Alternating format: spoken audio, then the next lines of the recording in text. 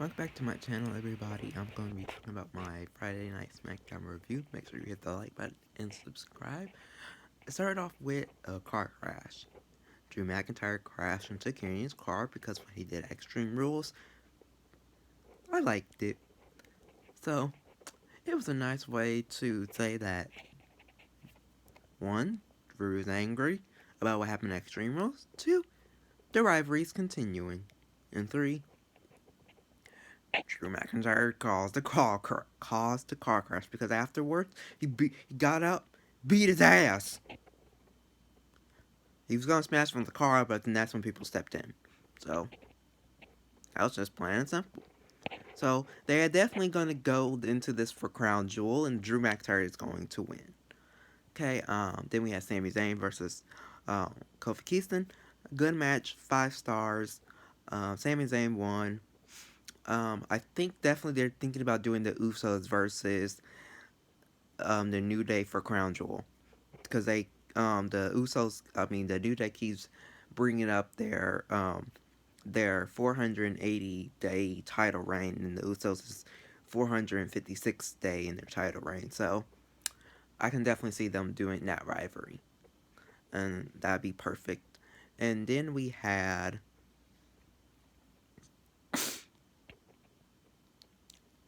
Rey Mysterio backstage with Triple H. Triple H was trying to get the whole car crash situation, and he did. And then Rey Mysterio came up to him, was talking about Dominic and how he, seen him as his baby and this little boy, and that's why he hasn't put his hands on Dominic, because he still see him as this baby, you know, you know, like most parents have a hard time of letting go of their children growing up, and so he said, "I quit WWE." Then Triple H like, "Wait a minute, hold on now, you know, Ray, love you. We've been knowing each other for years.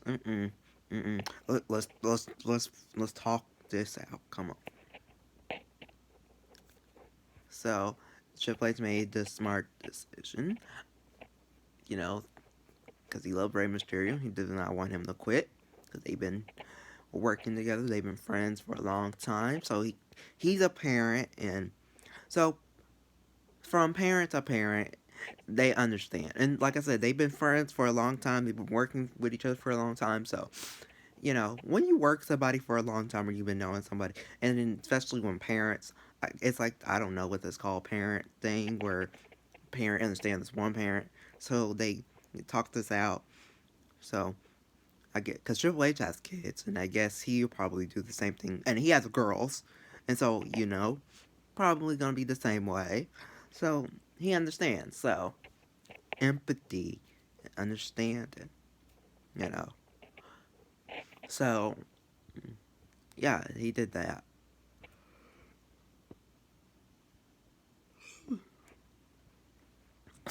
And then they had the Bloodline and Sami Zayn. Okay, they didn't know.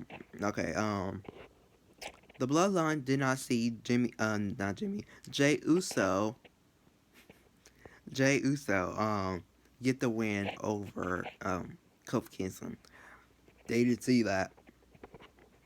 So Sami Zayn thought he won by himself, and they did not see that. And here's what I think. I think they're gonna turn on Sami Zayn. I think either this year or next year. Then they're gonna have but I still see that this whole bloodline thing is not, like, after when they do that, kick out Sami Zayn. I feel like the bloodline is still gonna be tension, like Roman Reigns and Jey Uso, and then Solo Sikoa. So it's gonna be intention. So Sami Zayn, and really, he's actually doing two things with this bloodline. I still don't like it, but I'm not gonna terms on them right now. But they still is doing two things. One, Sami Zayn is helping the bloodline like get along, but at the same time still causing like drama within the group while he's still in it. Because whenever he does get kicked out, that bloodline group is not going to be like all bond and tight like they were. there's gonna cause some fiction, some drama, and like you know to get ready for and like definitely ever since if you watch Rock interviews and most of the things that they bring up is Robert Reigns and The Rock gonna happen. It's definitely gonna happen. So they're just setting it up. They're not telling people right now. I think they're gonna wait a little bit closer to confirm it. I'll probably say Royal Rumble. Okay, definitely Royal Rumble around that time. I think that's when they can officially confirm it.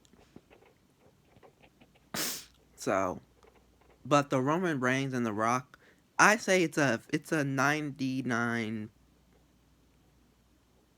chance, 99% chance it's gonna happen. It's gonna happen. Yeah, and like it's too obvious now.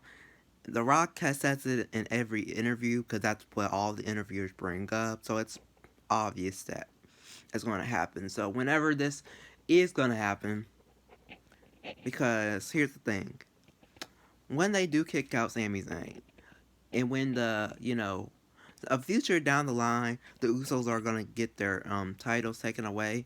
I don't know who, but eventually they is. I don't know who's going to do it. Um. So yeah. Then we had Braun Strowman in a squash match with jobbers. Okay. Um, I like Braun, so I'm okay with it. It's not like the highlight of for me. It's not the highlight, but I don't like jobber matches. I don't, but like with Braun Strowman, I'm okay with it because they're actually telling the story. Like, cause Braun don't do it, so I think that's why I'm okay with it. And then afterwards, they're definitely setting up Braun versus Otis for a crown jewel because it's a Saudi match. So it's like matches like that, Braun versus Otis, two giant men in the ring together. I don't know if it's going to be a long match or a short match, but it's definitely going to happen in Saudi. And the Saudi prince might like shit like that, and more likely he probably does. So, because, you know, and even though Otis is not really popular, but Braun Strowman kind of is, but he's still not gonna get media attention. But it's something to entertain the Saudi prince and the fans. So it's a match. It's not gonna be the main event of Crown Jewel. Now the opener, I can see it being an opener of the show, but more likely probably be in the middle of the show. Yeah, probably definitely be in the middle of the show. So yeah, I can definitely see it. But Braun Strowman versus Otis, neither time they're going to announce it. Then we had Mansoor versus LA Knight. Um, this was a good match. This was a good match. LA Knight won, which is not surprising to me. And then after the match, he cut a promo to, because everyone thought that LA Knight was gonna be a baby face, but then he turns out, nope, he's a heel. I mean, I thought that was gonna be that way, but nope. Well, I actually didn't think that, but I can see why fans would thought that, like, because he's getting cheered and everyone wanted LA Knight, but nope, he's a heel. So, I'm okay with it either way. So, yeah. But the highlight for SmackDown for me is like this. It was this thing that I cared about the most. Is this, which I'm gonna get to later, but right now let's talk about this. Okay, this is not the highlight for me, but later, after, it was this 6-woman tag team match against Roxanne Perez, Shotzi, and Raquel Rodriguez versus Damage Control. damage control. Um, I liked this match. This match was a good match. Um, definitely got time. Um, not the highlight for SmackDown, but this was a good match.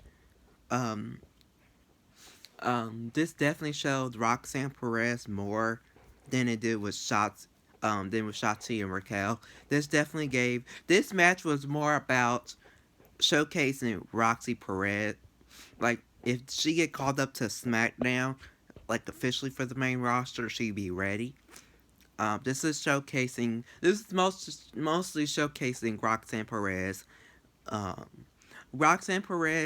Bailey, and it was more about damage control in Roxanne Perez. She basically dominated the match and carried the match. I mean, it's not like Shotzi or Raquel needed it, but this was more about like showing Roxanne Perez to like being on the main roster. Um, so yeah, this was a good match. 5-star match. Well, no, 4-star match. Good match, or 3-star match. Um, Damage Control won because definitely Bailey needed momentum after losing to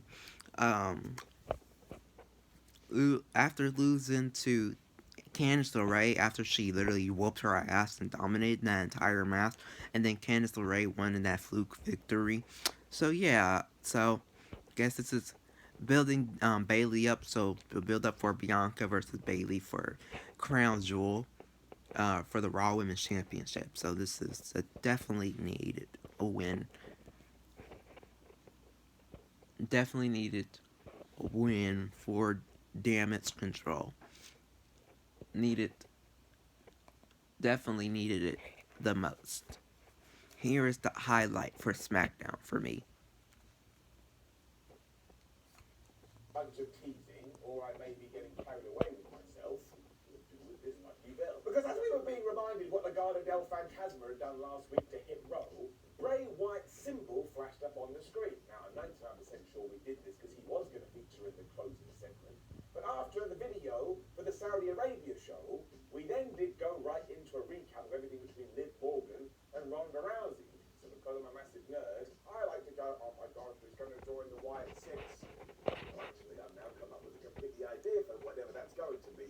So yes, once again I was wrong. We also got a Viking Raiders video, and if that is not Sarah Logan doing the narration for it, then WWE... Okay, no one cares about Sarah Logan. It was Phantasma versus Hit Row. This was Joaquin Wild and Cruz del Toro because Selena Vega and Santos Escobar just went up. We're going to go to the back. And early on, Hit Row were just absolutely wrecking these guys. I mean, they jumped them in the early going even before it was equal, and that whoop ass. Like, we'll start the match because I don't care. And once again, Top Dollar and Ashanti the Adonis kind of had control until they didn't. This is when Escobar and Vega were like, oh man, we made a terrible mistake. They did return. They kind of did some stuff with beef fat, but Santos just got properly involved, which allowed Phantasma to hit the Sacrifico, whatever the hell it's called, and they got the 1, 2, 3, and once again, I was like, ha! So then also has the counter's distraction of a really straight up interference, but bring down the counter and whack a 1 on it. And there's just something about this that isn't clicking. Now, I do like the fact it ties into the feud they had in NXT, because it rewards you for being a fan and dedicating your time to this. But it also kind of feel like both groups should have got a big win on the roster before they came back together, because that establishes them better. But look, it wasn't bad. It does feel like we're going into a longer term story here, so I shall be a patient Paul, because I am a positive Pete. Something about it just feels a little bit off. However, like I said, it's week 1 or week 2. You can't go crazy with that. So I am going to give it an up. Just to let you know how on the fence with this I am, I'm not going to show the sign. That's right. Sonya Deville was then in the back saying that. Like he just explained it. I would explain it differently, but I thought what they did was awesome. Legado. Well, yes, I do agree with them. I do agree on him with this. Like, they should have had matches building up. Um, you know, they should have had different matches with other people, but at the same time, I did want other matches that, you know,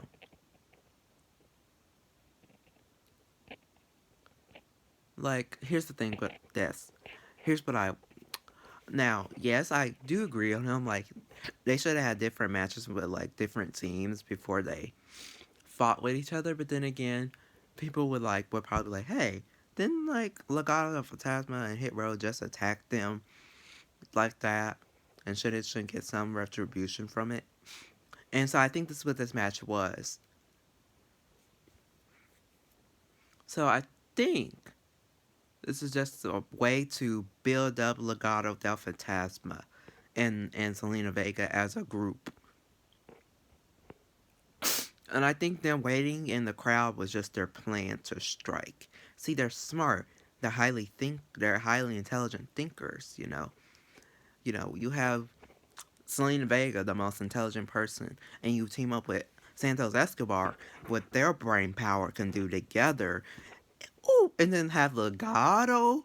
Ooh, that's gonna be a highly successful team, and I love it. I feel like what WWE did was a better choice to have Zelina Vega in the group than Elektra Lopez.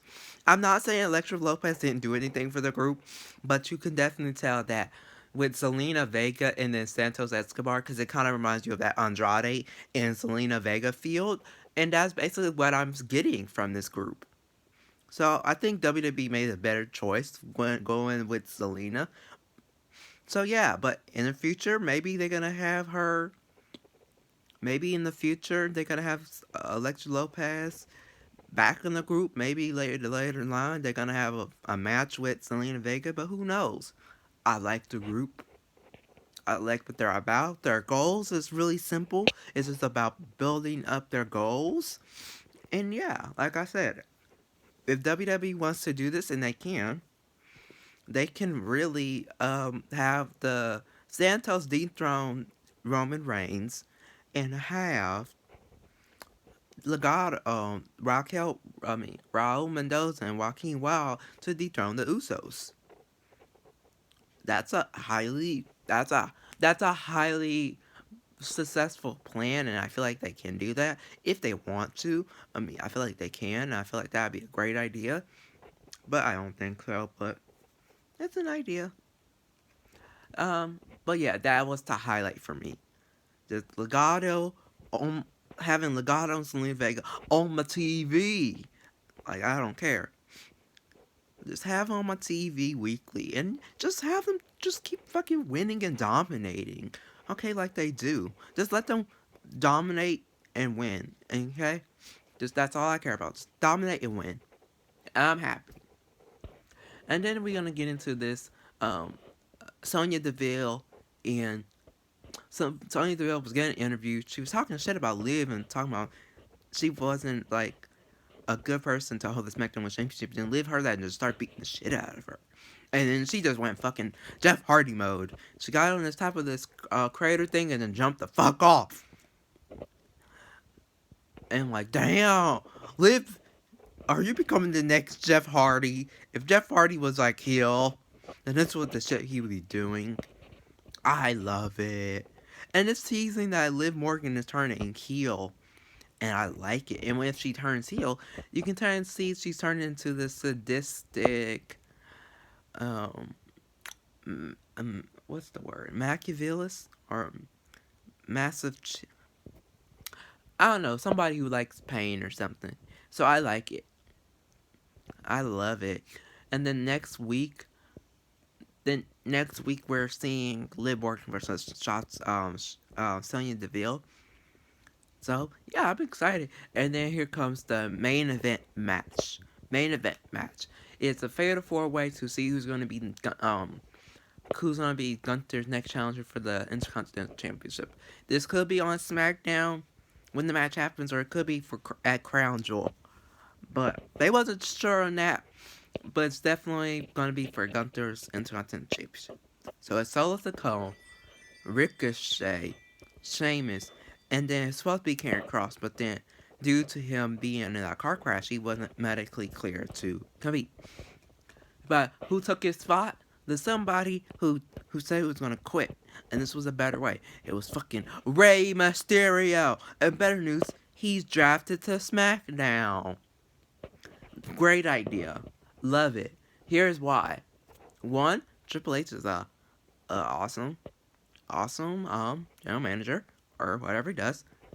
Two, this takes a break from the Rey Mysterio and Judgment Day story, and so instead of them, dragging it along until all the way to WrestleMania, no, they take a break from it and they go back to it next year at WrestleMania Hollywood because that's what their goal is they want to do Rey Mysterio versus Dominic at WrestleMania 39 in Hollywood, like Rey Mysterio versus Eddie Guerrero did, and they had their WrestleMania match in Hollywood, and so, and that could be Rey Mysterio's retirement match, or maybe last WrestleMania, you know.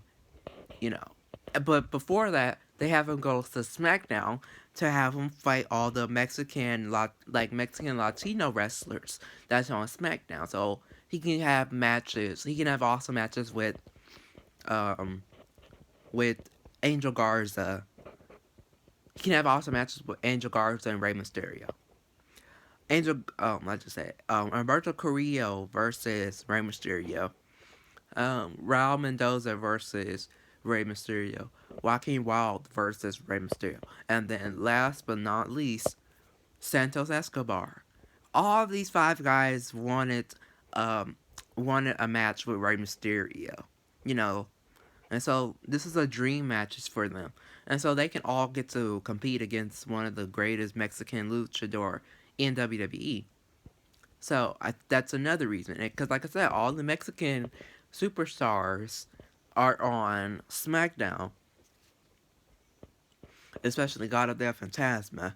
And I know definitely all of them definitely said in an interview, especially Santos was the one definitely said that he definitely would love to have a match with Rey Mysterio. All of them did. But I definitely know that if Santos was the one. And so this is a way, and this could be before this could be before WrestleMania, after WrestleMania, or probably before. But they can all have all five of the guys I just mentioned, Humberto, Angel, Raul, Wild, Santos, can all have a match with him. And they can finally happen. And it'll all make sense too. And this can happen, like I said. So, and this was the awesome Fatal 4-Way. I love Fatal 4-Way, especially when it's like they're competing for a championship opportunity. Awesome match. I loved it. Every minute of it. 5-star match. And now, I didn't know who was going to win this match after Karrion Kross wasn't in the match. But then when it wasn't Karrion Kross, I'm like, oh, it's anybody's game. It's anybody. Like I said, I don't know when they're going to have this match. I just loved it. And then the winner of this match was fucking awesome. I feel like it was the right winner. I feel like anybody was, but this was the right winner. Rey Mysterio. Like I said, I don't know when this match is going to happen. I can see it happening on SmackDown. I can see it happening at Crown Jewel. But I would love to see. I would love to see. And I don't know who's going to win that match necessarily, Gunther or Rey Mysterio. But I can definitely see it. Rey Mysterio versus Gunther. So yes, I can definitely see it. 5-star. And then the last but not least, that's closing the match. The main event promo was Bray Wyatt. Outside of his character, like if you meet Wyman Rotunda outside, his character, a very humble, very appreciative man, honest, emotional, was just crying and just telling you how much his fans mean to him so much, and how much that fans how much people go up to him, say, Bray Wyatt, you helped me get through this difficult time I was in. You helped me with that, but whether it was like the characters or whatever it was. So That's why a lot of people liked the Fiend, because it helped a lot of people, and the fans helped him because they were chanting Bray Wyatt. They never gave up on Bray Wyatt. Bray Wyatt, the fans hated when Bray Wyatt got released, and that was when he was the lowest of his lows. So yeah, so that was awesome just to see that. And then this guy, the guy in the mask, just came up in the middle of the screen. So it was like, ah, So you don't know if it's Ray being controlled, or is that Ray but having a different, like, a personality, you know. So yeah, showing different sides of his personality that people who do not know him to get to see that. So yeah, so it's just awesome. So SmackDown, it was awesome. 5 star. Like, overall, SmackDown was 5 star. The highlights for me, 3 highlights for me was the main event Fatal 4-Way match, Bray Wyatt's promo, and Legado del Fantasma, Selena Vega having a match and whooping ass and taking names. Yep, those were the 3 highlights from SmackDown for me. So yeah, that is it for my Friday Night SmackDown review. Let me know what is yours down in the comment section down below, and I hope everyone has a good day. Bye bye.